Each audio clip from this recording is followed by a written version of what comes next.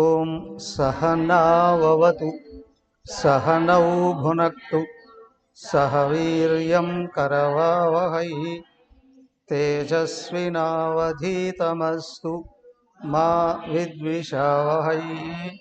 ఓం శాంతి శాంతి శాంతి. ఓం గురుర్బ్రహ్మ గురుర్విష్ణు గురుర్దేవో మహేశ్వరః గురురేవ పరం బ్రహ్మ తస్మై శ్రీ గురవే నమః. ఓం ప్రపన్నపారిజాతాయ స్తోత్రవేత్రైకపాణయే జ్ఞానముద్రాయ కృష్ణాయ గీతామృతదుహే నమః. ఓం సచ్చిదానందరూపాయ విశ్వోత్పత్యాదిహేతవే తాపత్రయ వినాశాయ శ్రీకృష్ణాయ వయం నమః. హరి ఓం. శ్రీమద్భాగవతం ఏకాదశ స్కందం 7 అధ్యాయాలు పూర్తి అయ్యాయి. 8వ అధ్యాయం కలిపి చదువుదామా? బ్రాహ్మణ ఉవాచ సుఖమైంద్రియకం రాజన్ స్వర్గే నరక ఏవ చ దేహినాం యద్యథా దుఃఖం తస్మాదేతచ్చ తద్భుతః గ్రాసం సువృష్టం విరసం మహాంతం స్తోకమేవ వా యదృచ్ఛైయైవ పతితం గ్రసేదా జగరోక్రియః శయితాహాని భూరిణి నిరాహారో యదినోపనమేద్గ్రాసో మహాహిరివదిష్టభుగు ఓజస్సహో బలయుతం బిభ్రద్దేహమకర్మకం శయానో వీతనిద్రశ్చ నేహేతేంద్రియవానపి మునిః ప్రసన్నగంభీరో అనంతపారోక్యక్షోభ్యః స్థితిమి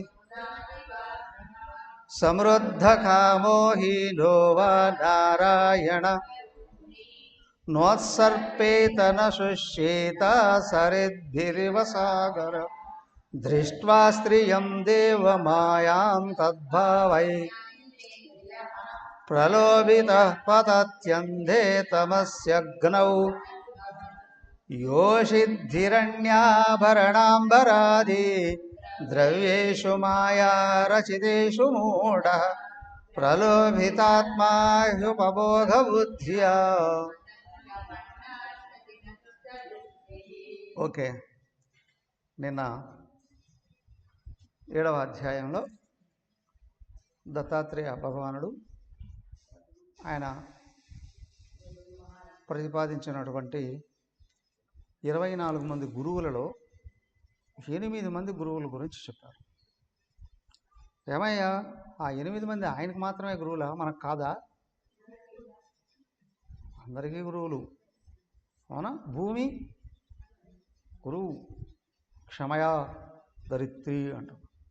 అందరినీ మోస్తుంది, అందరికీ ఆహారం ఇస్తుంది కదా, ఎంతో క్షమన కలిగి ఉంటుంది, సారవంతంగా ఉంటుంది, దేహాదుల్ని ఇచ్చింది, ఆహారం ఇస్తుంది.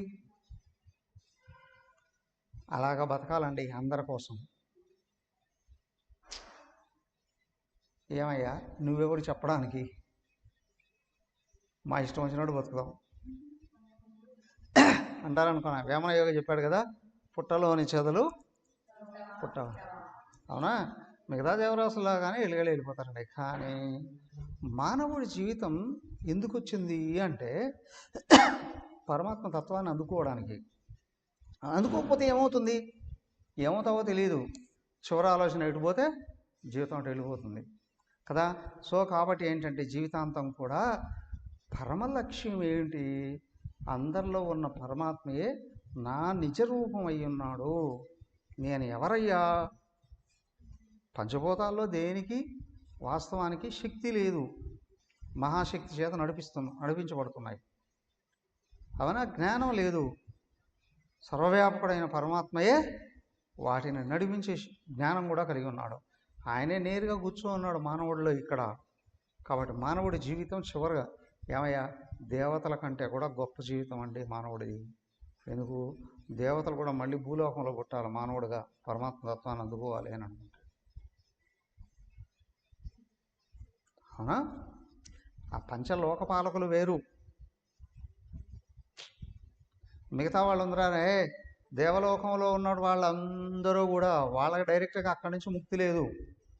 మళ్ళీ భూలోకంలో మానవుడిగా పుడితేనే ఇక్కడ ముక్తి పొందేటువంటి అవకాశం ఏర్పడుతుంది. కాబట్టి మానవ జన్మ ఎంత ఉదాత్తమైంది. కాబట్టి ఇక్కడ ఏంటి అంటే నీకు శక్తి పెరగాలి అన్నా ఆత్మను అనుసరించాలి, నీకు శాంతి పెరగాలన్నా ఆత్మను అనుసరించాలి, నీకు జ్ఞానం పెరగాలన్నా ఆత్మను అనుసరించాలి. కాబట్టి ఆత్మ అనుకూలమైన జీవితం ఏదైతే ఉందో నిరంతరం తృప్తికరంగా, ఆదర్శవంతంగా, సుఖవంతంగా జీవితం గడుస్తుందండి. అందుకే ఇక్కడ చెప్తున్నారు, ఇదిగో భూమిని చూసి నేర్చుకో, జలం స్వచ్ఛంగా ఉంటుంది, నిరంతరం అందరికీ ప్రాణాలను ఇస్తుంది, స్వచ్ఛంగా ఉంటుంది. అగ్ని అన్నిటినీ కదిలిస్తుంది, అన్నిట్లో తేజస్సు నింపుతుంది, కానీ అది కూడా స్వచ్ఛంగానే ఉంటుంది. అగ్నిలో ఏమేసినా బూడిద చేసి పారేస్తుంది, దేన్ని పట్టుకోదు, అన్నిటి కాల్చాడు పారేస్తుంది, అది మాత్రం మిగులుతుంది. అవునా? అలాగే వాయువు నిరంతరం ప్రాణశక్తులను ఇస్తూ ఉంది కదా, నిరంతరం కదులుతూనే ఉంది, దేన్ని పట్టుకోదు, అన్నిటికీ ఆధారం అదే, అదేన్ని పట్టుకోదు. మరి ఆకాశము అన్నిటిని నిలబెడుతుంది, అన్నిట్లోనూ ఉంటుంది, కానీ దేంతోనూ తాదాత్మ్యం. మరి చంద్రుడు, ఇదిగో చంద్రుడికి పౌర్ణం వచ్చిందంటే 15 కళలు పెరుగుతున్నాయి, పౌర్ణం పోయిందంటే 15 కళలు స్లోగా కరిగిపోతున్నాయి.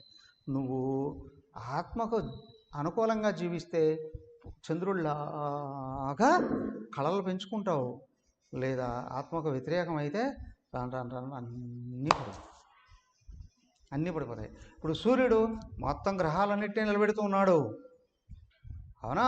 ఆయన నిత్యం నిరంతరం అన్నిటికీ వెలుగునిస్తూ ఉన్నాడు, వేడినిస్తూ ఉన్నాడు, అన్నిటినీ నిలబెడుతూ ఉన్నాడు, వర్షాలను ఇస్తూ ఉన్నాడు, ఆహారాన్ని ఇస్తున్నాడు. ఇన్ని ఇచ్చినా ఆయన కూడా తాదాత్మ్యం లేకుండా అక్కడ ఉంటున్నాడు. వాళ్ళని చూసి నేర్చుకోండి.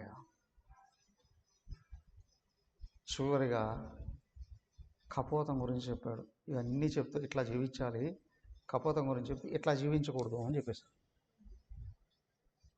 అవునా? అయ్యా, నువ్వు ప్రపంచం మీద అన్ని జీవరాశుల మీద ప్రేమను కురిపించు, వర్షింపజేయి, కానీ దేని దయ కోసం ఎదురు చూడకు. అన్నిటి వృద్ధి కొరకు పనిచేయి, దేని మీద ఆధారపడకు. అదే పరమమైన చేయి. దేని మీద ఆధారపడకూడదు, ఎట్లా బతుకోమండి? నిరంతరం శక్తి పెరుగుతుందయ్యా. అవునా? ఇదిగో 84 లక్షల జీవరాశులు ఉంటే అన్నీ బతుకుతున్నాయే, నువ్వు ఒక్కడు బతకలేవా? మానవుడు బతకలేడా? మాటలు ఇచ్చాడు, చదువు ఇచ్చాడు, జ్ఞానం ఇచ్చాడు, బుద్ధినిచ్చాడు, మానవుడు బతకలేడా? బ్రతుకు తెరువు కోసమా అన్ని రకాల విద్యలు? చేతగానివాడు అన్నమాట, కోటి విద్యలు కూటి కొరకు అనేవాడెవడు? తెలివి లేనివాడు అన్నమాట. అవునా? కావాలని కల్పించే రాక్షసులు కల్పించిన మాట అది. అవునా? వీళ్ళు కమ్యూనిస్టులు ఉన్నారు చూడండి, జీవితానికి ఏం కావాలయ్యా అంటే తినడానికి ఇప్పుడు ఇక్కడ అన్నం, కప్పుకోవడానికి ఒక గొంగళి, పడుకోవడానికి స్థలం చాలు అంటారు. కానీ వాళ్ళ పిల్లలకు మాత్రం కోట్లు కోట్లు దోచిపెట్టి ఇతర దేశాల్లో చదివించుకుంటారు. అవునా? దానికోసం కాదయ్యా మనిషి బతికేది, దానికోసం కాదు. సత్కర్మలు ఆచరించు, సద్గుణాలు పెంచుకో, విజ్ఞానాన్ని వృద్ధి చేసుకో, పరమాత్మగా శాశ్వతుడుగా. ఇది నిజమైన జీవితం కదా, ఇలాగా జీవించాలి. అదే కానీ ఇప్పుడు జనరల్గా ఏమవుతుంది, మనం వెనకలున్న భగవంతుడిని కానీ పట్టుకోకపోతే ముందు ఉన్న జీవరాశులను పట్టుకుంటాం, వస్తువులను పట్టుకుంటాం. ఎవడు మనల్ని గౌరవిస్తే వాళ్ళ వెంటబడి వెళ్ళిపోవడం. నువ్వు దేవుణ్ణి గౌరవించడం కానీ మర్చిపోకుండా ఉండగలిగేటట్లయితే నిజంగా నీకు ఆయనే సత్పురుషుల్ని సాంగత్యం చేయిస్తాడు, సత్శాస్త్రాలని అందిస్తాడు కదా. దీనివలన నిరంతరం నువ్వు గౌరవాన్ని పొందుతావు.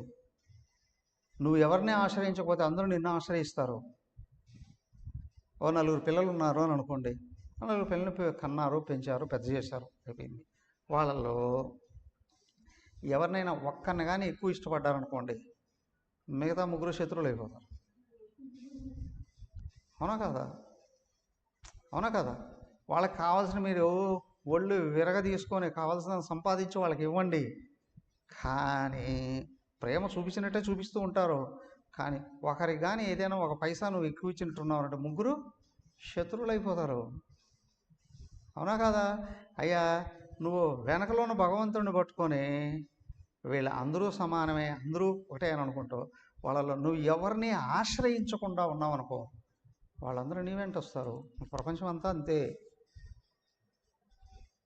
ప్రపంచమంతా ఏ దేశానికైనా వెళ్ళనీయండి, ఏ మతంలో అయినా చూడనియండి, నువ్వు ఒకరిని ఆశ్రయిస్తే నువ్వు కరిగిపోతావు, తగ్గిపోతావు, పతనమైపోతావు. నువ్వు దేవుణ్ణి మాత్రమే ఆశ్రయిస్తే అందరూ నిన్ను ఆశ్రయిస్తారు. చివరి వరకు కూడా ఏమండి ఎవరో ఒకరు ఆధారంగా ఉండాలి కదా అండి, చివరి వయసు వచ్చేటప్పుడు ఎవడు చూస్తాడండి.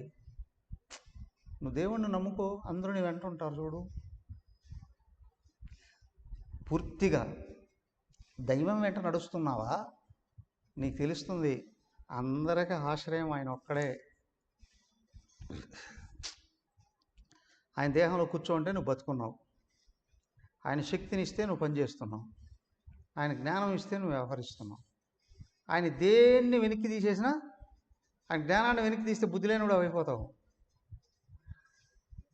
కదా. సద్గుణాలు వెనక్కి లాగేశాడు అనుకో, శాంతి లేకుండా పోతుంది. శక్తిని లాగాడు అనుకోండి, బాడీ ఎంత బలంగా కనిపించినప్పటికీ కూడా ఏ పని చేయలేడు. సో కాబట్టి ఏంటి అనంటే, నువ్వు ప్రపంచంలో ఎవరిని ఆశ్రయించకు, ఆశ్రయించినట్లే ఉండు. అంటే అందరిని దూరంగా చేసేయడం కాదు, నువ్వు వ్యవహరిస్తూనే ఉండు, ఎవరికి ఏం కావాలనో అది చేసి పెట్టు. కానీ వీళ్ళు నా వాళ్ళు అని కానీ నీ మనసు కానీ వాళ్ళ వెంటబడింది అని అంటే నువ్వు పతనం అయిపోతావు. అదిగో పావురాల కథ చెప్పేశారు. పిల్లల్ని కనాలి, పెంచాలి, ప్రయోజకులను చేయాలి, నీకు చేతనైనంతే హెల్ప్ చేయి. కానీ నీ జీవితం భగవంతుడి కొరకు అని గుర్తుపెట్టుకో. బాగా గమనించి చూడండి, 25 ఏళ్ళ వరకు విద్యాభ్యాసం అది ఇది అయిపోతుంది. పెళ్ళయింది అనుకోండి, ఇంకొక 25 ఏళ్ళు పిల్లలు కనడం, పెంచడం, పెద్ద చేయడం, వాళ్ళని ఇంటి వాళ్ళు చేసడం అయిపోతుంది కదా. అవును కదా. ఇంకా 50 ఏళ్ళు ఉంది అని అనలేము. ఇప్పుడు మ్యాక్సిమం 25 ఏళ్ళు అంతేనా. 75 వరకు బతికాడన అంటే ఒకవేళ 75 తర్వాత ఉన్నా కూడా ఏం పని చేయలేడు కదా కదా.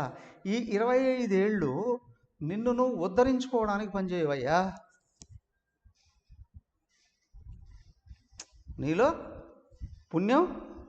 పుణ్య సంస్కారాలు, పుణ్య గుణాలు, పుణ్య జ్ఞానము పెంపొందింపు చేసుకోవడానికి ప్రయత్నం చేయి. నువ్వు ఎక్కడున్నా గౌరవనీయుడివే. 75 ఏళ్ళు కాదు, 80 ఏళ్ళు, 90 ఏళ్ళు అయినా సరే వాళ్ళే ప్రశాంతంగా కనిపించారనుకోండి, ప్రతి ఒక్కరు గౌరవిస్తారా లేదా? అవునా కదా. ప్రశాంతంగా ఉన్నారు పిల్లలు, మనవాళ్ళు మనవరాళ్ళు, వాళ్ళ పిల్లలు ఉన్నా సరే అందరూ వస్తారు, ఆశీర్వాదాలు తీసుకుంటారు, అందరూ ఆహ్వానిస్తారు ఇండ్లకి. కానీ అలజడితో నిండిపోయి ఉన్నారు అని అనుకోండి, ఎవరు మనసు అలజడితో నిండిపోయింది అని అనుకోండి, కోపతాపాలతో నిండిపోయింది అనుకోండి, ఎవడు ఆహ్వానించాడు. ఏమయ్యా ఇప్పుడు నీ మనసు శాంతంగా ఉండాలి, నువ్వు ఆశీర్వదించే స్థితిలో ఉండగలగాలి అని అంటే నువ్వు దేవుణ్ణి ఆశ్రయిస్తేనే వస్తాయి ఇవి.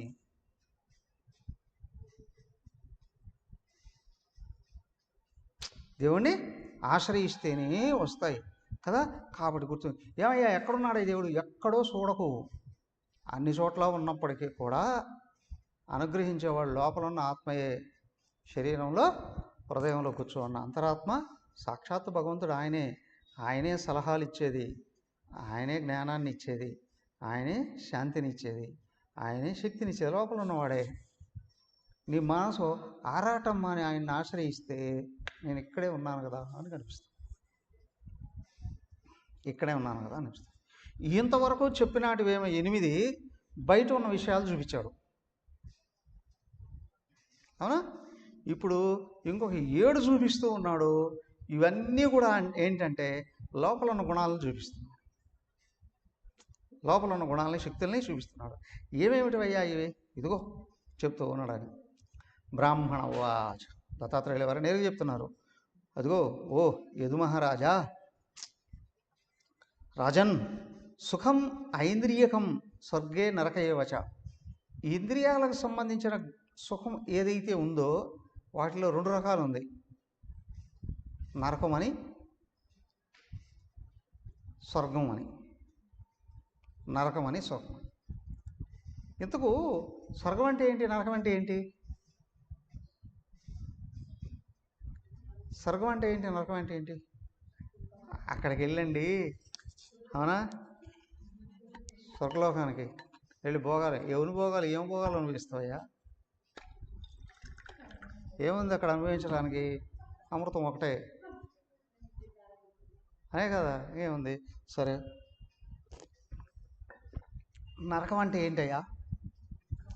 బాగా గమనించి చూడండి. తనకి ఇష్టమైన దగ్గర అయితే స్వర్గం అనుకుంటున్నావు, అవునా? ఇష్టమైన దూరం అయితే నరకం అనుకుంటున్నావు. నీకు ఇష్టమైంది నీకు దగ్గర అయింది అని అనుకోండి, అది ఎప్పుడు నీకు అనుకూలంగా ఉంటుందా? మానవుల స్వభావాలు కానీ గమనిస్తూ వస్తే ఏం చేస్తుంటారు తెలుసా?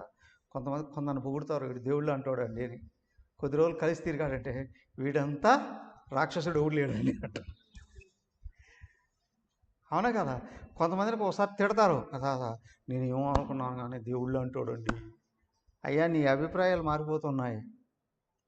నీ ఎక్స్పెక్టేషన్స్ కానీ ఇతరుల మీద లేకపోతే నువ్వు దేవుడు అవుతావు ఇతరులకి.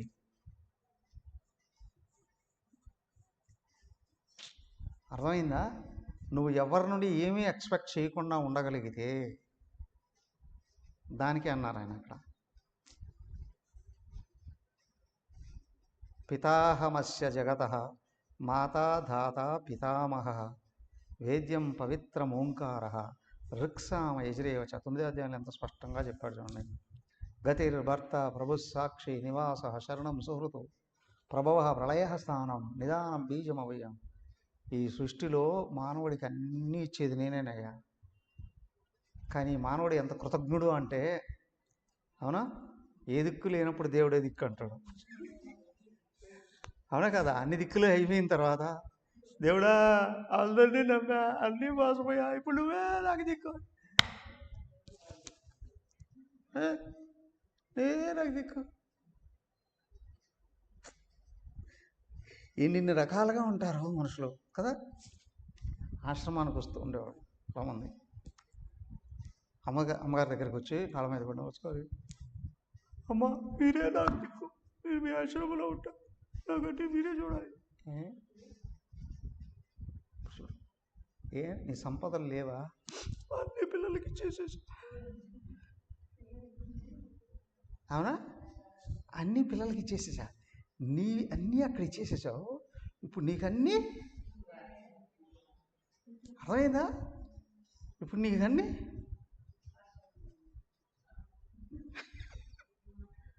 ఒక ఆయన వచ్చాడు,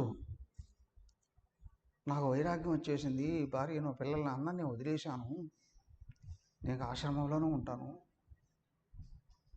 అమ్మగారు అన్నారు. అమ్మగారు ఇట్లాంటి వాళ్ళు కోట్ల మందిని చూస్తుంటారు. ఉండవయ్యా, అందరూ ఉన్నట్టే ఉండు, బట్ నీ భోజనానికి మాత్రం నువ్వు కట్టుకోవాలి, మిగతా ఏం లేదు. నీ భోజనానికి మాత్రం నువ్వు కట్టుకోవాలి. నా దగ్గర ఏం లేదు. ఏం చేసావు? అన్ని పిల్లలకి ఇచ్చేసా.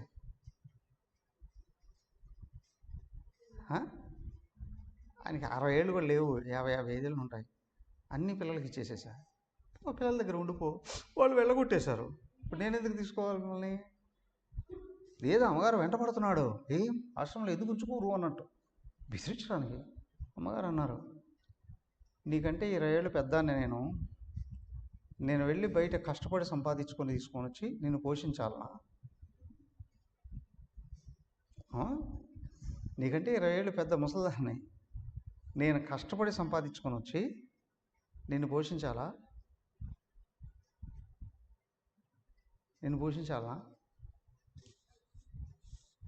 జనాలు ఎలా ఉంటారు చూడండి.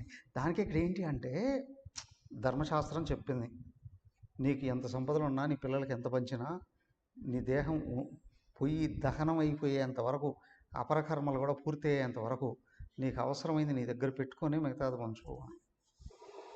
పొరపాటుగా ఒక పైసా కూడా నీ పిల్లల్ని చేయి చాచి అడిగే పరిస్థితి నీకు రానివ్వకు. కూతురు అనుకూలమే అనుకోండి, అల్లుడు అనుకూలం ఉంటాడా? కొడుకు అనుకూలం అనుకోండి, కోడలు అనుకూలంగా ఉంటుందా? లేదు కదా. ఎవరిలోంచైనా వ్యతిరేకంగా రావచ్చు. కానీ ఇక్కడ విచిత్రం ఏంటంటే, నీ చెయ్యి ఇతరుల కింద చాచే పరిస్థితి రానివ్వకు. విచిత్రం తెలుసా? నీ చెయ్యి కావాల్సిన సంపదను పట్టుకున్నంత వరకు నిన్ను వెంట తిరుగుతారు అందరూ. ఎప్పుడైతే నీ చేతిలో ఏమీ లేదో బిచ్చగాడ కంటే హీనంగా చూస్తారు. ఒక్క మాట గుర్తుంచుకోండి, మా పిల్ల లాంటి వాళ్ళు కాదు అని అనకండి. ఎందుకంటే అందరూ మనుషులే, అందరూ మనుషులే. ఎందుకంటే నువ్వేమీ లేనివాడు అయినప్పుడు తెలుస్తుంది. అవునా? నువ్వేమీ లేనివాడు ఇప్పుడు తెలిస్తే ఇంక లాభం ఏంటి? నీకు తెలిసినా లేనివాడు అయిపోయావు కదా, ఇప్పుడు లాభం ఏంటి? నువ్వేం చేయలేవు, అప్పుడేమీ చేయలేవు. దానికి ఏంటి అంటే, అంతర్గతంగా భగవంతుణ్ణి నువ్వు సంపూర్ణంగా ఆశ్రయిస్తే ఈ తెలివితేటలన్నీ ఆయన ఇస్తాడు. బ్రతికినంత వరకు శరీరాన్ని ఆరోగ్యంగా ఉంచుకోవడం ఎలా? అవునా? ఇతరుల విషయాల్లో గౌరవంగా ఉండడం ఎలా? అవునా? ఇతరులని నువ్వు ఆశ్రయించి పతనం కాకుండా ఉండడం ఎలా? అన్నీ ఆయనే నేర్పిస్తాడు. అర్థమైందా? సో కాబట్టి ఏంటి అనంటే, నువ్వు లోపలికి తిరిగి బాగా గమనించుకో. నువ్వు వదిలేసినా నిన్ను వదలని వాడు భగవంతుడు ఒక్కడే.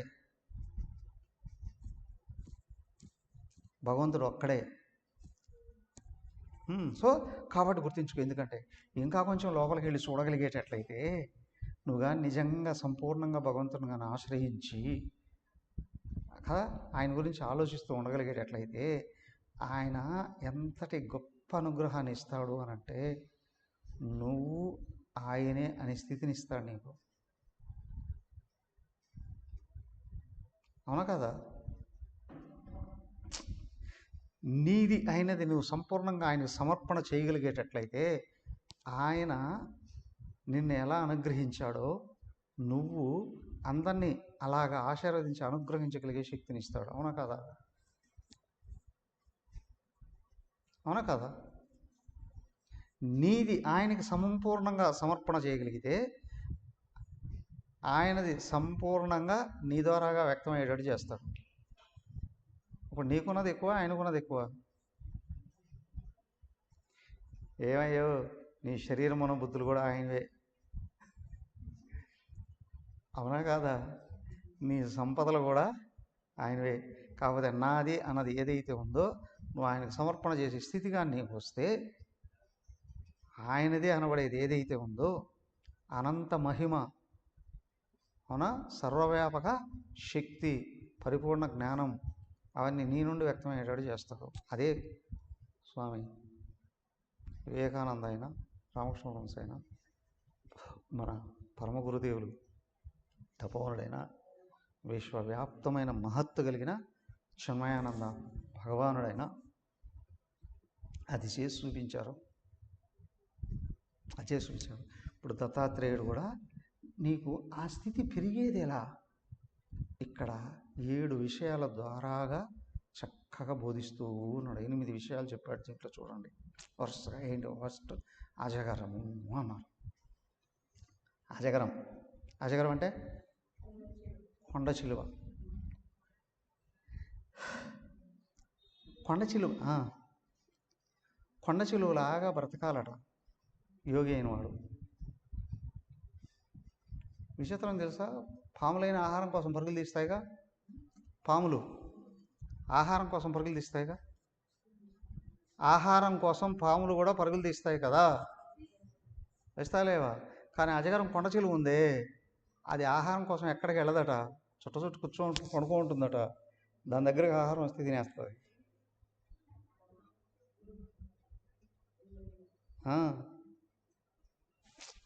బాగా గమనించి చూడండి. నువ్వు శరీరం బతికున్నంత వరకు పనిచేస్తూనే ఉండు. 3వ అధ్యాయంలో కూడా చెప్పాడు, ఏవం ప్రవర్తితం చక్రం నా అనువర్తయతి హయ అఘాయు ఇంద్రియారామ మోఘం పార్థ సజీవతి అని. ఒక బ్రహ్మచారి అట అలాగా దారిలో వెళ్ళిపోతున్నాడు. మధ్యాహ్నం అయింది, ఆకలి అయింది. ఒక ఇంటి దగ్గరికి వెళ్ళి, అమ్మ ఆకలి అయింది, అన్నం పెట్టు అని. ఆ ఇంటి యజమాని బయటకు వచ్చాడు, తిట్టేశాడట. కుర్రాడుగా ఉన్నావు, ఒళ్ళు బలంగానూ ఉంది, ఏ రోగం లేదు నీకు, సిగ్గు లేక నడుపుకుంటున్నావు ఎందుకు అని. పో ఇక్కడి నుంచి అనేసాడట. నవ్వుకుంటూ వెళ్ళిపోయాడు. కొంచెం దూరం వెళ్ళిన తర్వాత మళ్ళీ పిలిచాడట. వెనక్కి పిలిచి, అదిగో మోపు కర్రలు ఉన్నాయి, తెగ్గొట్ట పెడతావా అన్నాడట. గొడలేవు అన్నాడు. మొత్తం కొట్టేసి ముక్కలు చేసి పక్కన పడేశాడట. దులుపుకొని వెళ్ళిపోతున్నాడట. ఏ అబ్బాయి ట్రా అన్నాడట. మళ్ళీ ఏమిటి అంటే, పని చేసావుగా, అన్నం పెడతా తినిపో అన్నాడట. వద్దనేసి వెళ్ళిపోయాడు. అదేంటి, పని చేస్తే అన్నం పెడతానంటే వద్దన్నావు? నేను అన్నం అడిగితే నువ్వు లేదన్నావుగా, అవునా? నువ్వు పని చేసావు కదా, ఇప్పుడు అన్నం కోసం పని చేయను అన్నాడు. అర్థమైందా? తిండి కోసం పనిచేసేవాడిని అసురుడు అంటారు, తెలుసా మీకు?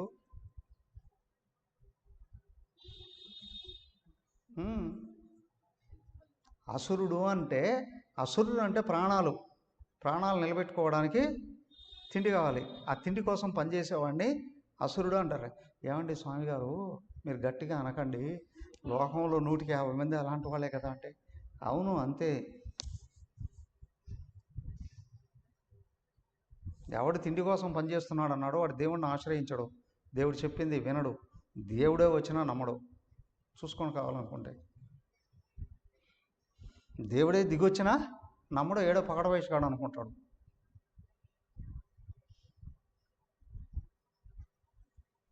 ఇదేంటి విచిత్రంగా కనిపిస్తుంది స్వామి? నిజం ఎప్పుడు విచిత్రంగానే ఉంటుంది, అవునా కదా? మరి దేనికోసం పనిచేయాలండి?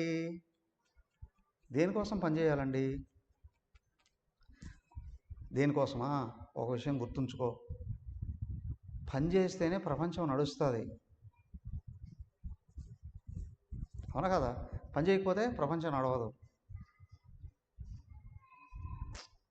ముఖ్యంగా మనుషులే, మిగతా జీవరాశులన్నీ కదులుతూ ఉంటాయి, వెళ్ళిపోతాయి, వాటికి ఏ లక్ష్యాలు లేవు. ఇక్కడ మానవుడు ఉన్నాడే, మానవుడి కొరకు కదా ప్రపంచంలో ఇల్లు వాకిళ్ళు దగ్గర నుంచి పాఠశాలలు, విద్యాలయాలు, అవునా కదా? విద్యాలయాలు, వైద్యాలయాలు, గ్రంథాలయాలు, కార్యాలయాలు, దేవాలయాలు ఎవరి కోసం? ఒక మానవుడి కోసమేగా.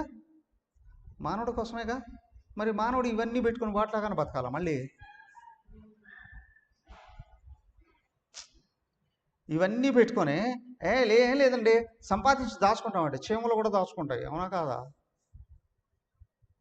చీమలు కూడా ఇల్లు కట్టుకుంటాయి లేదా, కోటలు కట్టుకుంటాయి, అవునా కదా? ఆహార ధాన్యాలు తీసుకొచ్చి దాచుకుంటాయా లేదా, అవునా కదా? పక్షులు కూడా గూళ్ళు కట్టుకుంటున్నాయి అందంగా, అవునా కాదా? జీవరాశి పనిచేస్తుంది, దానికోసం కాదయ్యా. మరి దేనికోసం? దానికే అన్నారు ఇక్కడ. ఏంటి అంటే, మానవుడు పనిచేస్తున్నాడంటే కొంచెం పుణ్యం యాడ్ కావాలి, అవునా? పర ఉపకారాయ పుణ్యం. నువ్వు ఇతరులకు ఉపకరించేటట్టు నడుచుకుంటే పుణ్యం వస్తుంది, దాంతో మనసు వికసిస్తుంది. సుఖం వృద్ధి అవుతుంది, జీవితం అర్థం అవుతుంది. ఇప్పుడు పుణ్య సంస్కారం వస్తేనే బుద్ధి పనిచేయడం మొదలు పెడుతుంది. పర ఉపకారం నువ్వు తెలిసి చేసినా తెలియకపోయినా చేసినా వస్తుంది. తెలిసి చేస్తే బుద్ధి వేగంగా ఎదుగుతుంది. ఇప్పుడు అజగరం లాగా ఎందుకన్నారు అని అంటే ఆహారం వస్తేనే తింటుంది అది. మీకు ఒక విషయం తెలుసా? కప్ప కూడా 8 నెలలు ఆహారం తిందట. ఎక్కడో వెళ్ళి మట్లో ఇట్లోనే ఎక్కడో ఒకటి దాంకుంటుందట. 8 నెలల తర్వాత బయటకు వస్తుందట. వర్షాకాలం 4 నెలలు బయటకు వస్తుంది కప్పలు. గమనించి చూడండి, వర్షాకాలం తప్ప ఇంకెప్పుడైనా కప్పలు కనిపిస్తాయా? కప్పలు కనిపిస్తాయా? అన్నీ చచ్చిపోతాయా? లేదు, వెళ్ళి తాముకుంటాయట. 8 నెలలు ఆహారం తినబెట్టాయి, తినవు. 8 నెలలు ఆహారమే తినవు, కానీ జీవిస్తున్నాయి. సో ఎలాగా ఉండగలుగుతున్నాయి. సో కాబట్టి ఇక్కడ ఏంటి అంటే అజగరం అది కూడా ఆ సంవత్సరం రోజులు ఆహారం లేకపోయినా ఉంటుందట. అలాగే ఉండిపోతుంది. దానికే నిజంగా జీవితాన్ని ఉద్ధరించుకోదలుచుకున్నటువంటి వాడు దానిలాగా ఉండాలనా? కాదు. దృష్టి ఆహారం మీదకు పోనివ్వకు, జీవితంలో ఎదుగుదలకు పోని. భక్తి జ్ఞానాలు పెంచుకుంటే చేసే ప్రతి కర్మ పుణ్యకర్మగా మారిపోతుంది. ఏ స్వామి, అది ఎలా అవుతుందండి? దానికి నిజంగా పుణ్యకర్మ అంటే అందరూ బాగుపడాలి అనే ఉద్దేశంతో చేసేది. ఏమంటే మేము వ్యాపారం చేసుకుంటాం కదండి, ఇది పుణ్యకర్మ ఎలా అవుతుంది? ఒక విషయం, వ్యాపారం ఉద్దేశం లాభం కావచ్చు, కానీ అసలు వ్యాపారం అంటే ఏంటి? మీ ఊళ్ళో ఎవరెవరికి ఏ వస్తువులు అవసరం ఉన్నాయో ఆ వస్తువులు ఎక్కడ దొరుకుతాయో ఒక్కొక్కడు ఒక్కొక్క రకమైంది ఎంచుకుంటాడు. ఆ వస్తువులన్నీ ఎక్కడెక్కడో తీసుకొని వచ్చి ఇక్కడ పెట్టి వీళ్ళకి అందిస్తాడు కదా. కాబట్టి తన జీవనం కూడా గడవాలి అని అంటే కొంచెం ధనం అవసరం కదా. దాని మీద ఖర్చులకు వాటికి వీటికి కలిపి కొంచెం లాభం వేసుకొని ఇక్కడ ఉంటాడు. వస్తువుల్ని సేకరించి అందిస్తున్నావు. ఈ ఉద్దేశాన్ని కానీ గుర్తుపెట్టుకున్నావా, నీకు నష్టము రాదు, నష్టం అనే అభిప్రాయము ఉండదు. మనుషులను మోసం చేయాలి అనే అభిప్రాయం కూడా రాదు. నువ్వు నిత్యం నిరంతరం బోళ్ళెంత విధంగా ఎదుగుతూ ఉంటావు. అయ్యా ఆయన చక్కగా అందిస్తాడండి నీకు కావాల్సినటువన్నీ అంటే మందంతా పరిగెత్తి కూడా అక్కడ వస్తారు. ఇప్పుడు రిలయన్స్ వాళ్ళైనా టాటా, బిర్లా వాళ్ళందరూ ఎక్కడి నుంచి ఎలాగ మొదలుపెట్టి ఆ స్థితికి వెళ్ళారు, అవునా కాదా? ఇక్కడ ఉద్దేశం ఏంటంటే ఇతరులకి నేను ఉపయోగపడాలి, ఎక్కువ మందికి ఉపయోగపడాలి. ఎలా? నీకు ఏది చేతనైతే ఆ విధంగా ఉపయోగపడు. అవునా? నీ లక్ష్యం దేవుడి మీద పెట్టుకో, అప్పుడు నీకు లోపల దేవుడు కనిపిస్తాడు, ఎదురుగాను అందరిలోనూ దేవుడు కనిపిస్తాడు. అందరిలో కూడా దేవుడు కనిపిస్తాడు. సో కదా, బాగా గుర్తించాడండి అంటే ఇక్కడ ఇతరులకు ఉపకరిస్తున్నావు, పుణ్యం వస్తుందిగా. పుణ్యం వల్ల అందరిలో దేవుడు ఉన్నావు అనుకున్నావు, భక్తి ఉందిగా, ఉందా లేదా? భక్తి ఉందా లేదా కదా? సో అలాగే ఏమయ్యా, దేవుడు అంటే ఎవరు? నశించిపోయేది దేవుడు కాదు, నశింపు లేనిది దేవుడు. ఎవడు నశింపు లేనివాడు? లోపల ఉన్న ఆత్మ ఒకటే. నీ జ్ఞానం కూడా వచ్చిందిగా. అయ్యా నువ్వు ఏ పని చేస్తున్నావు దానికే అన్నారు. తులాదారుడు, వైశ్యుడు ప్రొవిజనల్ స్టోర్ పెట్టుకో అన్నాడు. ధర్మవ్యాధుడు, కషాయవాడు, కటికవాడు ఏదో అంటారే, కషాయం కూడా కటికవాడు, మాంసాన్ని నమ్ముకునేవాడు, మహాజ్ఞాని. ఏ విధంగా అయ్యారు వాళ్ళందరూ? మహీదాసుడు షెడ్యూల్ క్యాస్ట్లో పుట్టాడు. ఏమయ్యా, ఎవరెవరు ఎక్కడి నుంచి వచ్చారండి? కాబట్టి ఇక్కడ కులాలు, వర్ణాలు, గోత్రాలు ఏమీ పనిచేయవు. సో కాబట్టి ఏమిటి అని అంటే అజగరం ఆహారం కోసం పనిచేయదయ్యా. అలాగే నువ్వు కూడా చేసే ప్రతి పని పుణ్యంగా మార్చుకో, దైవాన్ని దృష్టిలో పెట్టుకో, దైవాన్ని గుర్తించు. అది నేర్పించిందయ్యా నాకు. పాము దానికే అంటారు ఇంకొకటి, పిడికిడు మెతుకులేస్తాడేమో అని కుక్క ఏం చేస్తుంది, చెప్పులు నాకుతుంది. అవునా కదా, వెంటబడుతుంది, పళ్ళికిలిస్తుంది, తాకెళ్తుంది, ఎల్లికలు పడుకుంటుంది, క్రికెట్ అది. ఎందుకు? పిడికిడు మెతుకులేస్తామని. అంతేనా కాదా? అట్లా బతక్కయ్యా అన్నారు. ఏనుగు ఎంత పెద్ద ఖాయం, అది వెన్న పెడితేనే ఇష్టంగా తింటుందట. ఏనుగు ఆహారం వెన్న అంటేనే దానికి ఇష్టమట. వెన్న అంటే ఇష్టమట. అప్పుడు చూసి సోల్ మెడలో కనిపిస్తుంటారు చూడండి, ఇంత పెద్ద పాత్రలో తీసుకుని ముద్దలుగా తీసి నోట్లో వేసిస్తూ ఉంటాడు.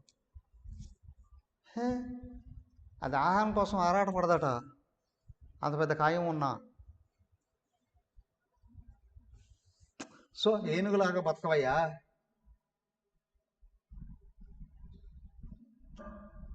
ఏనుగులాగా బతక. ప్రతి దేవాలయం దగ్గర ఏనుగులు ఉంటాయి కానీ కుక్కలు కట్టేసుకుంటారా? కుక్కలు కట్టేసుకుంటారా? ఏనుగులు కట్టేసుకుంటారు. భక్తుని వాడు కుక్కను బయట పెడతాడు. అది లేనివాడే కుక్కను బెడ్ మీద పడుకోబెట్టుకుంటాడు. చూడండి కావాలనుకుంటే, ఇంట్లో బెడ్ మీద పక్కన పడుకోబెట్టుకుంటాడు. కించిత్ అయినా నిజంగా భక్తి ఉందిరా అంటే ఇంట్లో ఒక లోపలికి రానిస్తాడా కుక్కని?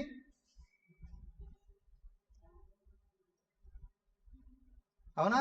అది ఎక్కడైతే శూన్యం అవుతుందో దాన్ని ఎత్తుకోవడము, దాన్ని ముద్దులు పెట్టుకోవడం, దాని చేత నాకిచ్చుకోవడం, దరిద్రవ జీవితం అన్నట్లు చెప్తుంది. చూడండి, కుక్కల్ని, పంది పిల్లలను కూడా ఇంట్లో బెడ్ మీద పడుకోబెట్టుకుంటారు. పంది పిల్లలను కూడా ఇంట్లో బెడ్ మీద పడుకోబెట్టుకుంటారు. నువ్వు అన్ని జీవరాశులను సమానంగా చూడు, కానీ దేన్ని ఎక్కడ పెట్టాలన్నా అక్కడ పెట్టాలి. అవునా? దేన్ని ఎక్కడ పెట్టాలనో అక్కడ పెట్టాలి. దానికి అంటూ ఉంటారు, గోవులు కనిపిస్తే చంపుకొని తింటారు, కుక్కలు కనిపిస్తే బెడ్ మీద పడుకోబెట్టుకుంటారు. ఏమిటయ్యా జీవితం? తలకిందులు అయిపోయిన జీవితం అది. దాన్నే రాక్షస జీవితం అని అంటారు. అసలు జీవితం రాక్షస జీవితం. ఎనీహౌ, ఇదిగో దీనిలాగా బతకయ్యా. ముని ఆహారం కోసం ఆరాటపడడు, అవునా? బట్ మేల్కొన్నంత వరకు అందరి క్షేమాన్ని కోరి పనిచేస్తూనే ఉంటాడు. ఎందుకు అంటే శరీరం వచ్చింది పనిచేయడానికే. పరోపకారాయ ఇదం శరీరం.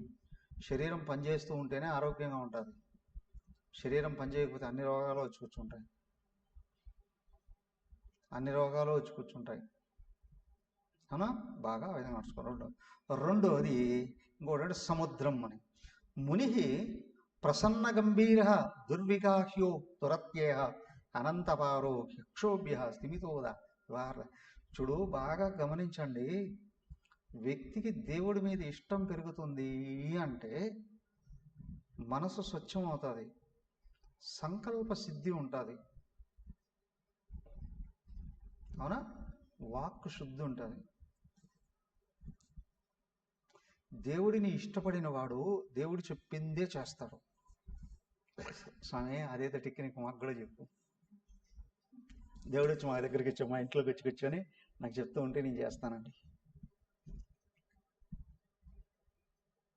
బాగా గమనించండి, శరీరం పనిచేస్తుంది. శరీరంకి తెలివితేటలున్నాయా? పంచభూతాల నుంచి వచ్చిందేగా మనోబుద్ధులు కూడా, అవునా కదా? శరీరము లోపల మనోబుద్ధులు పంచభూతాల నుంచి వచ్చినట్టువే కదా, అవునా కదా? లోపల ఆత్మ లేకపోతే దీనికి శక్తి ఉంటుందా, జ్ఞానం ఉంటుందా? ఏం లేదుగా, అవునా? ఆత్మ జ్ఞాన స్వరూపం. అయ్యా, ఇప్పుడు జ్ఞానం వచ్చింది అని అంటే ఆత్మ నుండి వస్తేనే కదా. ఇప్పుడు వ్యక్తి జ్ఞానంతో పనిచేస్తాడా, ఒట్టి శరీరంతో పనిచేస్తాడా? జ్ఞానం లేకుండా చేతి పనిచేస్తాడా? లేబర్ వాళ్ళంతా అక్కడ చేస్తున్నారు కదండి, వాళ్ళంతటా వాళ్ళు ఏం పని చేస్తారు? కడుపు కాలితే పోయి పని చేస్తారు. ఆ పని కూడా ఎవడో ఇస్తే చేస్తారు, అవునా కదా? తెలివైనవాడు ఎవడో చెప్పుకుంటే పని చేస్తారు కదా. అయ్యా, తెలివితేటలు అని ఇచ్చేది ఆయనే, కానీ నువ్వు డైరెక్ట్గా దేవుడి దగ్గర నుంచి తీసుకోవాలి అని అనుకో. నీ మనసులో నిరంతరం ఆయన స్మరిస్తూ ఉండు. నీకు ఏ సమస్య వచ్చినా, ఏ పని వచ్చినా నువ్వు కామ్గా లోపలికి తిరిగి నువ్వు ఆయన అడిగితే లోపల నుంచి అద్భుతమైన ఆలోచన ఆయన ఇస్తాడు. అది నేర్చుకుంటే ఇంక పతనం లేదు. అన్నీ ఇచ్చేది ఆయనే, కానీ దృష్టి ఆయన మీద ఉంటే అన్నీ అనుకూలమైన ఆలోచనలే వస్తాయి. కానీ దృష్టి ఆయన మీద లేదు అని అనుకోండి, నీ రాగద్వేషాలతో కలుషితం అవుతాయి. చెప్పేది ఆయనే అయినా నీకు ఇష్టం వచ్చినట్టు చేస్తావు. నువ్వు కష్టాల్లో పడతావు, నువ్వు దుఃఖాల్లో పడతావు, నువ్వు అశాంతిని పొందుతావు. సో కాబట్టి ఇక్కడ ఏంటంటే, నిజంగా దేవుడి మీద ఇష్టం ఉంటే ఏది వచ్చినా కామ్గా ఆయన తలుసుకుంటూ మనసును ఆపితే స్పష్టంగా లోపల నుంచి చెప్తాడు.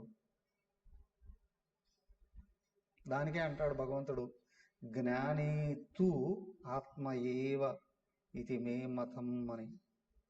ఆర్తో జిజ్ఞాసరర్థార్థి జ్ఞానీచ వరదర్శవ చెప్పాడు కదా. భక్తులు నలుగురు ఉంటారు, కష్టం వస్తేనే తలుసుకునేవాడు, అవునా, అవసరం వస్తే తలుసుకునేవాడు, అవునా, ఏదో అట్లా ఆసక్తిగా తలుసుకునేవాడు. కానీ జ్ఞాని ఉన్నాడే, సాక్షాత్ నేనేనయ్యా అన్నాడు. ఎందుకు అంటే జ్ఞానికి సొంత ఇష్టాయిష్టాలు ఉండవు. ఇష్టం ఆయనే, అందరిలో ఆయన ఉన్నాడు కాబట్టి అందరూ సుఖపడాలి అని కోరుకుంటాను చేస్తాడు. అవునా, లోపల ఆలోచన ఏం తోస్తే అది చెయ్యడు, ఏం తోస్తే అది చేసేవాడిని పశువు అంటారు అక్కడ. అవునా, ఇప్పుడు జ్ఞానం ఉన్నాడే, ఆయన చెప్పిందే, ఆయనకి ఇష్టమైందే చేస్తాడు, ఆయనకి ఇష్టమైన విధానంలోనే చేస్తాడు. ఎప్పుడు ఎక్కడ ఏ పని మొదలుపెట్టినా ఎక్కువ మందికి జ్ఞాన దృష్టి కలిగే సంకల్పమే చేస్తాడు, దైవ దృష్టి కలిగే పనే చేస్తాడు. కాబట్టి అయ్యా ఇక్కడ ఆలోచన ఆయనదే, శక్తి ఆయనదే కదా, కనిపించే సర్వం కూడా ఆయనదే అని గుర్తుపెట్టుకో ఉంటాడు జ్ఞాని, గుర్తుపెట్టుకో ఉంటాడు జ్ఞాని. దానికే ఆయన పైకి అందరిలాగానే కనిపించవచ్చు, ఇంకా సామాన్యంగా కనిపించవచ్చు, ఇంకా నిరాడంబరంగా కనిపించవచ్చు, ఏమీ లేనివాడుగానే కనిపించవచ్చు. కానీ ఆయన ఎంత లోతులకి వ్యాపించి ఉన్నాడు అనే విషయం జ్ఞానికే అర్థమవుతుంది, కానీ అందరికి అర్థం కాదండి. ఎందుకంటే ఆయన సముద్రంలాగా జీవిస్తాడండి, సముద్రంలాగా జీవిస్తాడండి. అనుకున్నది జరిగింది అంటే పార్టీ అంటారు కదా, అవునా కదా. ఏమయ్యా అనుకున్నది ఫెయిల్ అయింది అంటే అప్పుడు కూడా పార్టీ అంటాడు, అవునా కదా. రెండు కూడా ఎక్కడ జరుగుతాయి, ఏ క్లబ్లోనో పబ్లోనో జరుగుతాయి, అవునా కదా. సక్సెస్ అయినా ఫెయిల్యూర్ అయినా రెండు అక్కడికి వెళ్ళిపోతాడు వ్యక్తి. కానీ కించిత్ జ్ఞానం ఉన్నవాడు ఉన్నాడే, వాడు అది చేయడు, దేవుడి దగ్గరికి వెళ్తాడు, దేవుడికి పూజ చేస్తానంటాడు, లేదా ధ్యానం చేసుకుంటాడు, లేదు ఇంకొక యజ్ఞం తలపెడతాడు, ఇంకో సత్కర్మ తలపెడతాడు కదా చేస్తే, లేదా కామ్గా కూర్చుంటాడు, ధ్యానంలో కూర్చుంటాడు. ఆయన ఎవరు, ప్రధానమంత్రి గారు. ఎలక్షన్ అయిపోయింది, అందరూ ఎక్కడ పడితే అక్కడ రోజు ఏం చేసుకుంటారు, మంది వేస్తే కానీ నిద్ర కూడా రాదండి. ఆయన నేరుగా కేదార్కి వెళ్ళి ధ్యానం చేసుకుంటూ కూర్చున్నాడు రిజల్ట్ వచ్చేంతవరకు, అవునా, అవునా కదా. ఆయనకెట్లా అంత శాంతి వచ్చిందండి. దానికి ఫలాలు భగవంతుడి మీదకి వదిలితే సమష్టికి ఉపయోగపడే ఫలాలే ఇస్తాడు ఆయన కదా. కాబట్టి ఇక్కడ సముద్రం వేసవికాలంలో నీళ్ళంతా ఆవిరైపోయినా అది ఏం భయపడదు, వర్షాకాలంలో నిండుకుంటూ ఉన్నా గాబరా పడదు, రెండు సమయాలలో నిశ్చలంగానే ఉంటుంది. అంతేకాదు దాని నిండా నిధులు ఏమో ఉంటాయి. వజ్రాలు ఎక్కడ దొరుకుతాయి, అవునా కాదా. వజ్రాలు ఎక్కడ దొరుకుతాయి, భూమి మీద ఉన్న సగం మందికి ఆహారం కూడా అక్కడి నుంచే వస్తుంది. అందరూ బతికేది వాటి వల్లేనండి, దాని నుంచే నీరు పైకి వెళ్ళి సముద్రం. అయ్యా భగవద్భక్తుడైన వాడు ఉన్నాడే, జ్ఞాని అయిన వాడు ఉన్నాడే, ఇలాగా బతుకుతాడండి, సముద్రంలాగా గాంభీర్యంగా బతుకుతాడు కదా. వెంటనే ఇంకొక విషయం చెప్పాడు, ఇవన్నీ లోపల పెంచుకోవాల్సినటువంటి గుణాలు. లోపల నువ్వు ఎవరిని ఆశ్రయించుకో అనేది అజగరం దగ్గర చెప్పాడు, అవునా. లోపల భగవంతుని మాత్రం ఆశ్రయించు అనేది సముద్రం ద్వారా చెప్పాడు కదా. మూడవది ఏంటంటే మిడత అంటారు, లేదా రెక్కల పురుగు అంటారు, రెక్కల పురుగు అని అంటారు. ఏమవుతుంది, దీపం బయట వెలుగుతున్నాయి, ఇప్పుడు నిన్న ఎల్ఈడి లైట్లు వచ్చాయి, ఇంతకుముందు మామూలు బల్బులు ఉండేవి కదా, వెలుగుస్తానంటే రెక్కల పురుగులు ఏం చేస్తాయి, నేరుగా వచ్చి దాని మీద పడతాయి, రెక్కలు కాలుతాయి, కానీ వెళ్ళిపోతాయి దూరంగా. లేదు, మళ్ళీ వచ్చి పడతాయి, మళ్ళీ వచ్చి పడతాయి, మళ్ళీ వచ్చి పడతాయి, మళ్ళీ వచ్చి పడతాయి. అలాగే ఎక్కడ ఒక మంట మండుతుంది అని అనుకోండి, మన కర్రలేసి మంట మళ్ళీ వీక్షిస్తున్నారు అంటే దాంట్లో ఎన్ని వందలు వేలు లక్షల జీవరాశులు పురుగులు వచ్చి పడిపోయి చచ్చిపోతాయో. అవి ఎందుకంటే ఇష్టమట, వచ్చి దూకి సస్తాయి.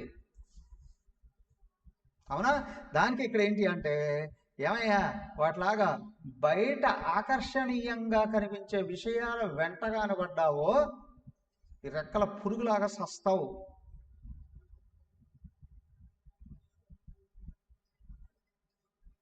ఆకర్షణల వెంటబడ్డావా ఆ పురుగులాగా అయిపోతావు. నువ్వు ఏమండి ఆకర్షణలు ఇష్టపడకూడదా? ఆకర్షణ ఎక్కడి నుంచి వచ్చిందో గుర్తుంచుకో అయ్యా. ప్రతి ఆకర్షణ ఆత్మ నుండే వచ్చేది. అవునా? ప్రపంచ సుందరం వచ్చిందండి, మీ ఊరి ద్వారా వెళుతుంది, అక్కడ ఆపారండి కొద్దిసేపు, అందరూ వెళ్ళారు చూడడానికి. సడన్గా లోపల నుంచి ఆత్మ వెళ్ళిపోయింది. ఎంతమంది చూస్తారు ఇప్పుడు? ఎక్కడి నుంచి వచ్చింది ఆకర్షణ? అవునా? సామాన్యుడి దగ్గర నుండి ప్రధానమంత్రి వరకు కూడా సర్వశక్తులు ఆత్మ నుండే వస్తాయి. ఆత్మ ఉన్నంత వరకే ఎక్కడైనా వెల్కమ్. అవునా? ఆత్మ బయటికి వెళ్ళిపోయింది అని అంటే పాత చెప్పులనైనా ఇంట్లో ఒక పక్క పెట్టుకొని ఇస్తారేమో కానీ ఆత్మ వెళ్ళిపోయిన దేహాన్ని రానిస్తారు ఇళ్లలోకి? ఇంటి ముందు కూడా నిలబడినెవరు? ఇంటి ముందు కూడా నిలబడేవారు. క్రిములు కీటకాలకైనా విలువ ఉంటుందేమో.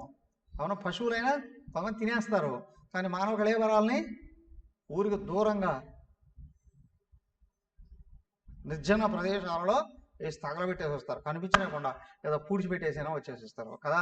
అయ్యా ఇదిగో ఈ దేహానికి విలువ, లోపల ఉన్న ఆత్మ అలాగే ప్రతి దేహానికి విలువ, ప్రతి వస్తువుకు కూడా కళ అనేది ఏదైతే ఉందో, అవునా, విలువ అనేది ఏదైతే ఉందో అది ఆయిందే. నువ్వు దాన్ని ఇష్టపడు, నీ జీవితం వెలుగుతుంది. లేకపోతే ఈ రెక్కల పురుగులు ఉన్నాయి, విషయ ఆకర్షణల వెంటబడితే ఆ రెక్కల పురుగుల్లాగా చస్తావు. దానికి భారతీయ సంస్కృతి వ్యక్తి ఇంద్రియాలను ఆపి లోపల ఉన్న శక్తి వైపు దృష్టిని మళ్లింపజేసేది. అవునా? భారతీయ సంస్కృతిలోనే నిత్యం నిరంతరం అనంతమైనటువంటి నియమాలు, కట్టుబాట్లు, అవునా, వ్రతాలు, అన్నీ ఇక్కడే ఉంటాయి. దానికి అందరికీ ఇష్టం లేదు. ఎందుకు? నేను విచ్చలవిడిగా వెళ్ళాలనుకుంటున్నానండి. ప్రధానికి గెరిగేసి గీత గీసి అడ్డుకట్టేస్తారు. ఎందుకండి? మానవుడు స్వేచ్ఛగా పశువులాగా బతకాలి. అవునా? రెండో పదం యాడ్ చేసుకోవాలి. స్వేచ్ఛగా అనుకుంటాడు. స్వేచ్ఛ అనుకుంటే కట్టుబాట్లు లేని స్వేచ్ఛ ఏదైతే ఉందో పశుత్వానికి తీసుకొని వస్తుంది. ఏమయ్యా ఈ కట్టుబాట్లన్నీ ఎందుకు నేను పాటించాలి? ఇవి కానీ నువ్వు నిజంగా తెలిసి కానీ పాటించావో ప్రకృతినే దాటిపోతావు. అవునా కాదా? ప్రకృతినే దాటిపోతావు, శాశ్వతడు అవుతావు. బ్రహ్మాండమే నీకు సేవ చేస్తుందయ్యా. ఇలాగా బ్రతకాలండి అని అయిపోయింది కదా. తర్వాత శ్లోకాలు చదువుతారా? చూడండి, 5 శ్లోకాలు కదా.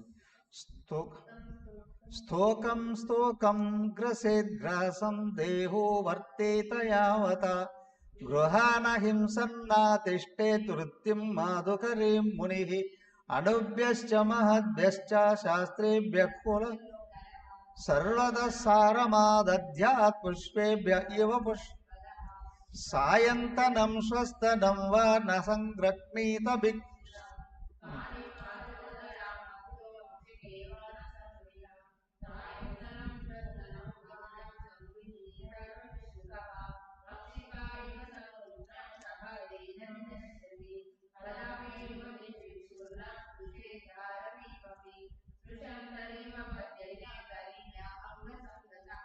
నాదిగచ్చే స్త్రియం ప్రాజ్ఞ కర్హే చిన్మృత్యుమాత్మనః బలాదికై సంహీత గజై నదేయం నోపభోగ్యం చ లుబ్ధైర్యదుఃఖ సంచితం. ఓకే, హరి ఓం. ఇప్పుడు ఇంకో కొన్ని విషయాల గురించి చెప్తున్నాడు. ఒకటి తుమ్మిదలా బతకాలండి, ఒక విషయం. కానీ ఇంకొక విషయం, తుమ్మిదలా సావకు.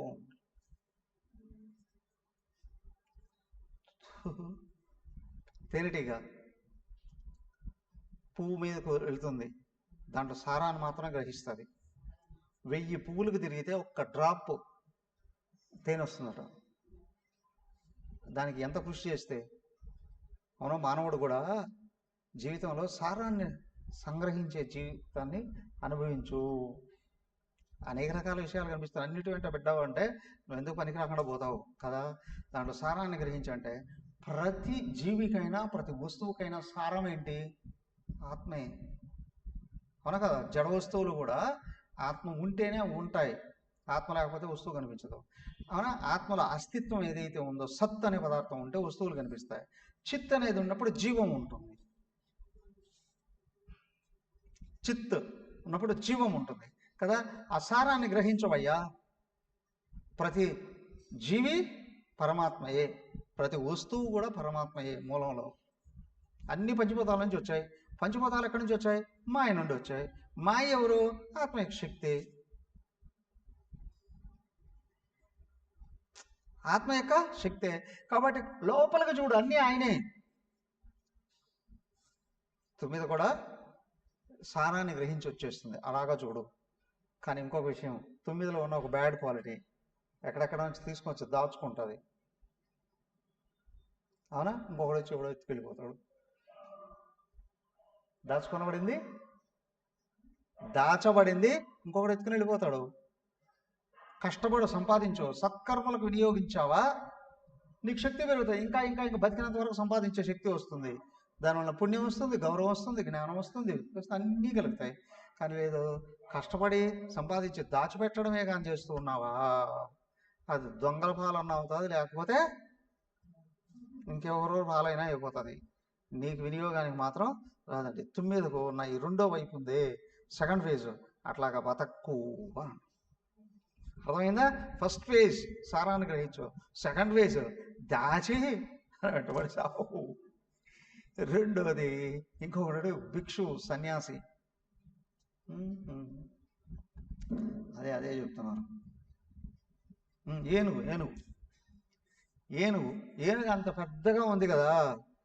ఆడ ఏనుగుని చూస్తే మగ ఏనుగట మొత్తం మర్చిపోతుందట దాని జీవితాన్ని. ఏనుగులు పడ్డానికి పెద్ద గుంట తీస్తారట. గుంట తీసి దాని మీద కర్రలు వేసి దాని మీద చెత్త సెలవు వేసేస్తారట. అటువైపు ఆడ ఏనుగుని కట్టేసి దాన్ని అరిపిస్తారట. ఇది పరిగెత్తుకుంటూ వచ్చే గుంటలో తీసుకొస్తుంది. దాన్ని ఒక నెల 2 నెలలు అట్లాగే ఉంచేస్తారట, ఆహారం పెట్టకుండా. చిక్కి చెలిమి అయిపోయి దాన్ని తీసుకుని వెళ్ళిపోతాడు. వీళ్ళు సర్కస్లకు వీళ్ళు పట్టుకెళ్ళిపోతారే, ఆ విధంగా చేస్తుందట. దానికి ఏంటంటే రతి సుఖం కోసం ఎదురు చూసే ప్రతి వ్యక్తి పతనమైపోతాడు. ఏనుగులా బతకకు, ఏనుగులాగా. దానికి ఏంటి అంటే, ఏమైనా ధర్మబద్ధంగా సుఖాలు అనుభవించచ్చా లేదా? వద్దని ఎవరన్నారు? ధర్మబద్ధం కాని సుఖం కోరుకున్నావు, అవునా, వలలో పడి చచ్చిపోతామండి. రెండోది. ఇంకొకటి ఇక్కడ చివరికి వచ్చేటప్పటికి తేనెని తీసేవాడు, వాడిని గురించి చూసి చెప్తున్నాడు ఇక్కడ లోబే. అదే విషయం అక్కడ తేనెటీగ విషయం ఫస్ట్ చెప్పారు కదా. ఆ సెకండ్ పార్ట్ ఏదైతే ఉందో అది ఇక్కడ చూపిస్తూ ఉన్నారు. తేనె పట్టేవాడు, అలాగే పాడి ఆవులు మేపుతున్నాడు, గేదెలు మేపుతున్నాడు, అవునా కదా. వాడు పాలు బోళ్ళని తయారు అయ్యేటట్టు చూస్తాడు. వాడు తాగుతాడా పాలు? ఈ పాలమ్మేవాడు పాలు తాగుతాడా? వాడు తాగడ కాదు కదా, దూడలకు కూడా వదలడు వాడు, అవునా కదా. దూడలకు కూడా వదలడు. ఇంకో గ్లాసు పాలు వస్తే ఇంకొక 20 రూపాయలు వస్తాయేమోనండి. లోభి అండి అంటారు. అలాగే తేనె తీసేవాడు ఉన్నాడే, తేనె తీసేవాడు కూడా పాపం ఎన్ని జీవరాశులు చంపేస్తాడో దాంట్లో. అంతా తీసుకొని దాచుకోండి అంటే ఒక్కసారి దొంగతనం చేసి తీసుకొని వచ్చిన పరమ పాపమైన పని అండి అది కూడా. వీడియోలో సరే ఏం తీసుకొచ్చాడు, తాగాడా? ఒక నాకుతో ఒక వేలుతో కూడా నాకడు వాడు అంతా అమ్ముకొని సొమ్ము చేసుకోవాలి అని అనుకుంటాడు. అలాగే ఇక్కడ తేనెటీగ చెప్పారు కదా, నువ్వు దాచి దాచి దాచి ఎవడో ఒకడు దోచుకొని వెళ్ళిపోతాడు. అలాగే వీడు దోచుకున్నాడు కూడా వీడేమీ తినలేడు, ఇంకొకడికెవడికో ఇచ్చేసేస్తాడండి. అలాగా ఆ లోభి జీవితాన్ని జీవించకయ్యా అని చెప్పి. ఓకే, అయిపోయి ఇంకా చివరికి ఇంకొక 2 విషయాలు చెప్తూ ఉన్నారు ఈ అధ్యాయంలో. ఏంటి రేపు చూద్దాం. ఓకే, అయ్యా. ఓం సర్వే భవంతు సుఖినః, సర్వే సంతు నిరామయాః, సర్వే భద్రాణి పశ్యంతు, మా కశ్చిద్ దుఃఖభాగ్ భవేత్. ఓం శాంతి శాంతి శాంతి. హరి ఓం. శ్రీ గురుభ్యో నమః. హరి ఓం.